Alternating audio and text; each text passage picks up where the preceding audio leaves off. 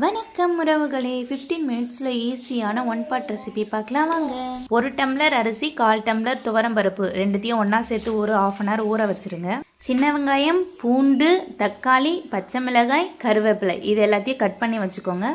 Stove on பண்ணி cooker வச்சுக்கோங்க. Cooker heat ஆனது நமக்கு தேவையான அளவு எண்ணெய், நெய் விட்டுக்கோங்க. நெய் விட்டுட்டு கடுகு, சீரகம், உளுத்தம்பருப்பு 3 போட்டுட்டு கடுகு பொரிஞ்சதுக்கப்புறம் சின்ன வெங்காயம், பூண்டு, பச்சை மிளகாய், கருவேப்பிலை இது 3த்தையும் ஆட் பண்ணி நல்லா வதக்கி இதெல்லாம் வதங்கினதும் நமக்கு தேவையான அளவு தக்காளி கட் பண்ணி வச்சுருக்கோம்ல அதையும் ஒன்றா சேர்த்து நல்லா வதக்கிக்கலாம். வதக்கிட்டு 2 டேபிள் ஸ்பூன் வீட்டு மிளகாத்தூள் போட்டுக்கலாம். நம்ம வீட்டிலேயே ரெடி பண்ணது போட்டு நமக்கு தேவையான அளவு தண்ணி விட்டு கொதிக்க வச்சிடலாம். நான் 1 டம்ளர் அரிசிக்கு 2 டம்ளர் தண்ணி விட்டுருக்கேன். உங்களுக்கு தேவையான அளவு நீங்கள் விட்டுக்கோங்க.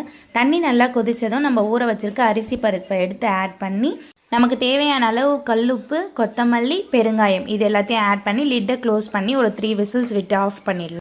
விசில் அடங்கினதும் நம்ம லிட்டை ஓப்பன் பண்ணிவிட்டு மிளகுத்தூள் கொஞ்சம் தூவிட்டு நமக்கு தேவையான அளவு நெய் விட்டு நல்லா சாதத்தை கலரிட்டா அரிசி பருப்பு சாதம் ரெடி.